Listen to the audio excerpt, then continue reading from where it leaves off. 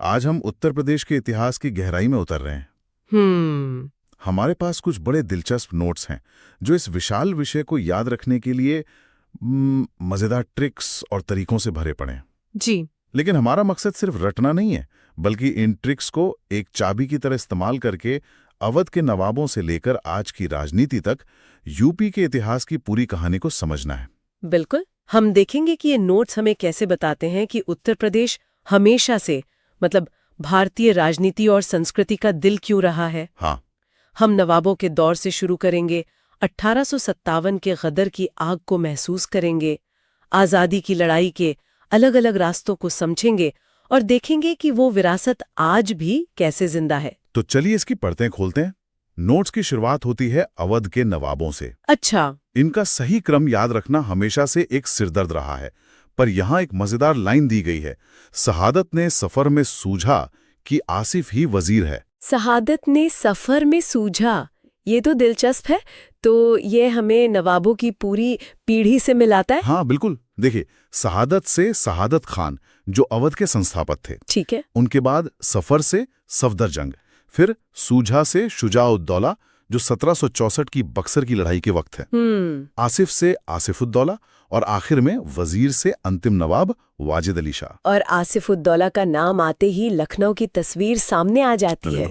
उनका राजधानी को फैजाबाद से लखनऊ लाना वो सिर्फ एक प्रशासनिक फैसला नहीं था। ये एक सांस्कृतिक क्रांति की शुरुआत थी।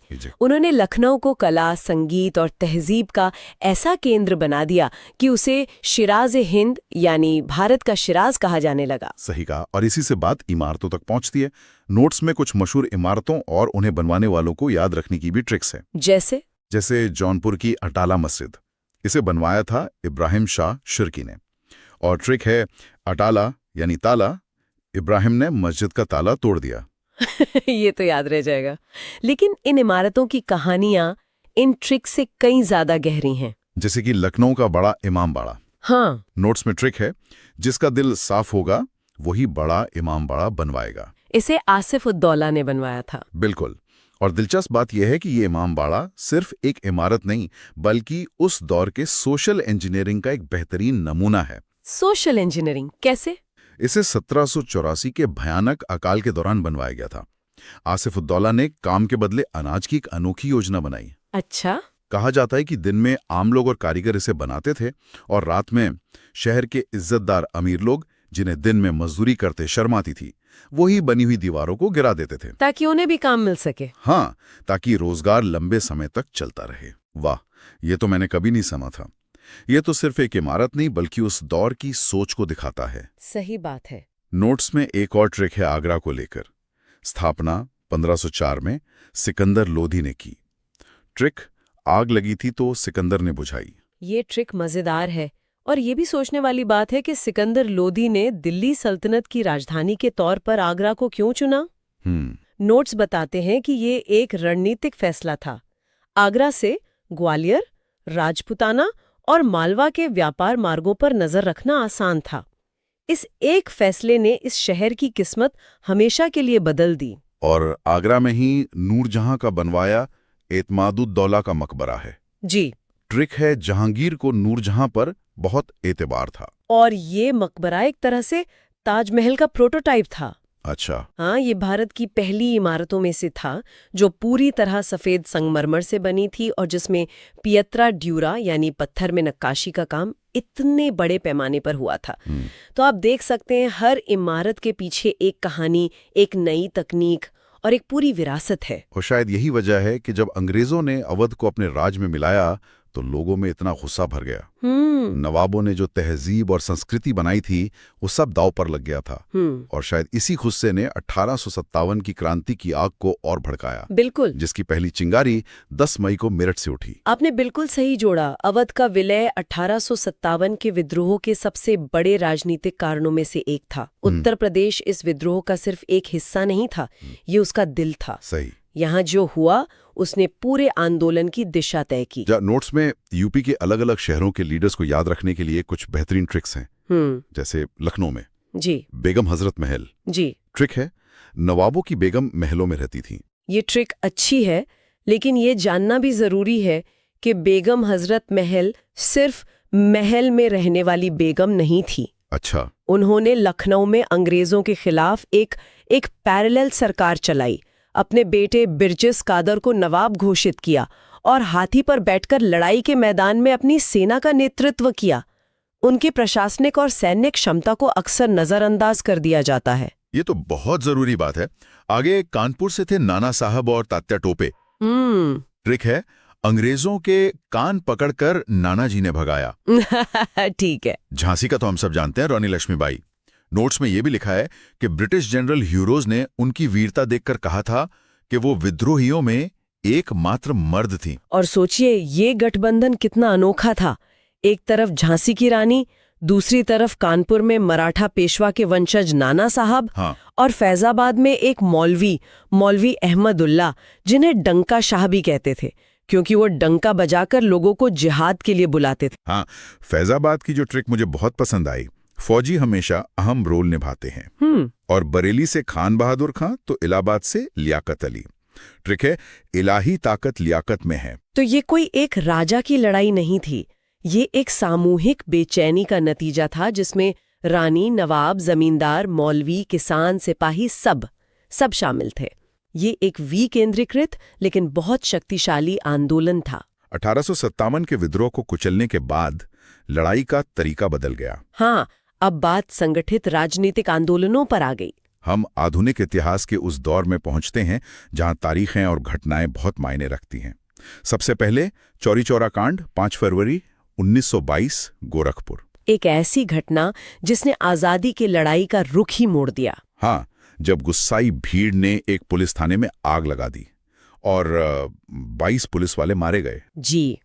इसके बाद गांधी जी ने तुरंत असहयोग आंदोलन वापस ले लिया।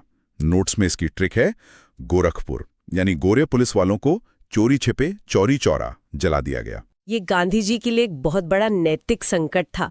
एक तरफ आंदोलन अपने चरम पर था और दूसरी तरफ उनकी अहिंसा की विचारधारा। उन्होंने आंदोलन की गति के ऊपर अपने सिद्धांतों को चुना।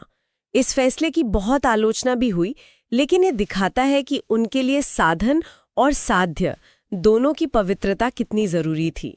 और इसी निराशा के माहौल में से एक नया रास्ता निकला, स्वराज पार्टी। हाँ, 1923 में इलाहाबाद में स्वराज पार्टी बनी, जिसे चित्तरंजन दास और मोतीलाल नेहरू ने बनाया। ट्रिक है, मुझे स्वराज चाहिए, मैं प्रयाग जाकर मोती दान करूंगा। ये आजादी की लड़ाई के अंदर के एक बड़ी बहस को दिखाता है। बदलाव बाहर से लड़कर आएगा या सिस्टम के अंदर घुसकर। सही। गांधीवादी सड़क पर संघर्ष कर रहे थे, जबकि स्वराज पार्टी वाले विधान परिषदों के अंदर जाकर ब्रिटिश सरकार की नीतियों का विरोध करना चाहते थे। ये रणनीति का एक बहुत बड़ा बदलाव था। और एक तीसरा रास्ता भी था, क्रांतिकारियों का। बिल्कुल। 1924 में कानपुर में हिंदुस्तान रिपब्लिकन एसोसिएशन HRA बनी। संस्थापक थे शचीन्द्र नाथ सान्याल और रामप्रसाद बिस्मिल। ट्रिक है, कान खोलकर सुन लो अंग्रेजों, अब रिपब्लिक बनेगा भारत। HRA का मकसद सिर्फ अंग्रेजों को भगाना नहीं था, वो भारत में एक गणराज्य, एक रिपब्लिक स्थापित करना चाहते थे जहां सत्ता लोगों के हाथ में हो। और इसी संगठन ने 9 अगस्त 1925 को काकोरी ट्रेन एक्शन को अंजाम दिया। काकोरी एक्शन। हाँ, और नोट्स में खास तौर पे लिखा है कि अब इसे कांड नहीं एक्शन कहा जाता है। ये नाम का बदलाव बहुत जरूरी है। कांड शब्द इसे एक अपराध की तरह दिखाता है, जबकि उसे एक राजनीतिक कार्रवाई का दर्जा देता है। बिल्कुल। उनका मकसद ट्रेन लूटना नहीं था, बल्कि ये संदेश देना था कि वे ब्रिटिश हुकूमत के खजाने को देश की संपत्ति मानते हैं। और फिर 1928 में इसी संगठन में एक नया शब्द जुड़ा, सोशलिस्ट। हाँ, HSRA। ये बन गया हिंदुस्तान सोशलिस्ट रिपब्लिकन एसोसिएशन, और इसकी कमान चंद्रशेखर आजाद और भगत सिंह जैसे नेताओं के हाथ में आई। ट्रिक है, जब सोशलिस्ट शब्द जुड़ा तो आजाद भाई हेड बन गए। ये सोशलिस्ट शब्द सिर्फ नाम का बदलाव नहीं था, ये क्रांतिकारियों की विचारधारा में जमीन आसमान का फर्क था। अच्छा। ये भगत सिंह और उनके साथियों पर रूसी क्रांति के बढ़ते असर को दिखाता है। अब उनका लक्ष्य सिर्फ राजनीतिक आजादी नहीं था, वे एक ऐसा भारत बनाना चाहते थे जहां किसानों और मजदूरों को जमींदारों और पूंजीपतियों से भी आजादी मिले। इसने आजादी के मायने ही बदल दिए थे। और इसी संघर्ष में 27 फरवरी 1931 को चंद्रशेखर आजाद इलाहाबाद के अल्फ्रेड पार्क में शहीद हो गए। लेकिन ये संघर्ष सिर्फ शहरों में नहीं चल रहा था। नोट्स में 1921 के एका आंदोलन का भी जिक्र है, जो अवध में किसानों का एक बड़ा विद्रोह था। जी, मदारी पासी का। हाँ, इसके नेता थे मदारी पासी। बिल्कुल। एका आंदोलन और बाद में 1936 में लखनऊ में स्वामी सहजानंद की अध्यक्षता में बनी अखिल भारतीय किसान सभा जी, ये दिखाती है कि आजादी की लड़ाई के समानांतर एक और लड़ाई चल रही थी, किसानों की, मजदूरों की, जो आर्थिक शोषण के खिलाफ थी। ये दोनों लड़ाइयां कभी कभी साथ चलती थी और कभी कभी इनके रास्ते अलग हो जाते थे। अब बात करते हैं कांग्रेस के उन बड़े अधिवेशनों की जिनकी मेजबानी यूपी ने की। आजादी से पहले यहाँ कुल 9 अधिवेशन हुए, लेकिन नोट्स 3 पर खास ध्यान देते हैं। पहला, 1916 का लखनऊ अधिवेशन, जिसे लखनऊ पैक्ट के लिए जाना जाता है। हाँ, यहाँ गरम दल और नरम दल एक हो गए थे और कांग्रेस और मुस्लिम लीग के बीच समझौता हुआ। अध्यक्ष थे अंबिका चरण मजूमदार। जी, ट्रिक है, लकी है वो जिसके चरण अंबिका माँ के पास हैं। 1916 का ये समझौता हिंदू मुस्लिम एकता की एक बहुत बड़ी कोशिश थी। इसने आजादी की लड़ाई को बहुत मजबूती दी। लेकिन इसी समझौते में कांग्रेस ने मुस्लिम लीग की पृथक निर्वाचक मंडल यानी सेपरेट इलेक्टोरेट्स की मांग को मान लिया, जिसे कुछ इतिहासकार भविष्य में विभाजन की राजनीति का एक अहम मोड़ मानते हैं। ये तो एक बिल्कुल नया नजरिया है। अगला है 1925 का कानपुर अधिवेशन। अध्यक्ष थी सरोजनी नायडू, पहली भारतीय महिला अध्यक्ष। ट्रिक, कान खोलकर सुन लो, पहली भारतीय महिला अध्यक्ष नायडू जी हैं। ये एक बहुत बड़ा प्रतीकात्मक कदम था। ये पूरी दुनिया को ये संदेश दे रहा था कि भारत की महिलाएं अब सिर्फ आंदोलन का हिस्सा नहीं है, बल्कि वे उसका नेतृत्व करने में भी सक्षम है। सही बात है। ये उपनिवेशवाद और पितृसत्ता दोनों पर एक साथ हमला था। और तीसरा है 1946 का मेरठ अधिवेशन। अध्यक्ष थे जेबी कृपलानी, आजादी से ठीक पहले। हाँ, ट्रिक है, आजादी मिलने वाली थी, मेरे ऊपर भगवान की कृपा थी। 1946 का मेरठ, सोचिए उस वक्त का माहौल। एक तरफ सालों की गुलामी के बाद आजादी मिलने की खुशी, और दूसरी तरफ देश के बंटवारे की त्रासदी की आहट। बिल्कुल, ये अधिवेशन उन्हीं उम्मीदों और आशंकाओं का गवाह था। तो ये सारी ऐतिहासिक विरासत, नवाबों की संस्कृति, 1857 का विद्रोह, आजादी की लड़ाई की अलग अलग धाराएं, इसने उस राजनीतिक जमीन को तैयार किया जिसे हम आज का उत्तर प्रदेश कहते हैं। नोट्स के आखिर में इसी पर बात की गई है। और ये जानना दिलचस्प है कि उत्तर प्रदेश ने आजाद भारत को कई प्रथम दिए हैं। हाँ, खासकर महिला नेतृत्व के मामले में। जी हाँ। पहले मुख्यमंत्री गोविंद वल्लभ पंत थे, लेकिन देश की पहली महिला मुख्यमंत्री सुचेता कृपलानी भी यूपी से थी। जी। और देश की पहली महिला गवर्नर सरोजनी नायडू भी यूपी की ही गवर्नर बनी। ये सिर्फ एक संयोग नहीं था, ये दिखाता है कि आजादी की लड़ाई में महिलाओं की सक्रिय भागीदारी ने उन्हें राजनीतिक नेतृत्व के लिए भी तैयार कर दिया था। सुचेता कृपलानी का उस दौर में 60s के दशक की पुरुष प्रधान राजनीति में इतने बड़े और जटिल राज्य की मुख्यमंत्री बनना कोई छोटी बात नहीं थी। ये उनके अपने राजनीतिक कौशल को दिखाता है। नोट्स में पहले विधानसभा अध्यक्ष राजर्षि पुरुषोत्तम दास टंडन का भी जिक्र है। तो ये था उत्तर प्रदेश के इतिहास का एक तूफानी दौरा। हमने देखा कि कैसे इन मजेदार ट्रिक्स के सहारे हम सिर्फ नाम नहीं, बल्कि घटनाओं के पीछे की कहानियों, उनका मतलब और उनके असर को भी समझ सकते हैं। बिल्कुल। हमने देखा कि यूपी का इतिहास सिर्फ तारीखों और लड़ाइयों का लेखा जोखा नहीं है। ये संस्कृति, विद्रोह, विचारधारा और नेतृत्व की एक जिंदा कहानी है। चाहे लखनऊ का इमामबाड़ा हो, 1857 की लड़ाई हो या HSRA में सोशलिस्ट शब्द का जुड़ना हो, हर घटना एक बड़े राष्ट्रीय बदलाव का प्रतीक रही है।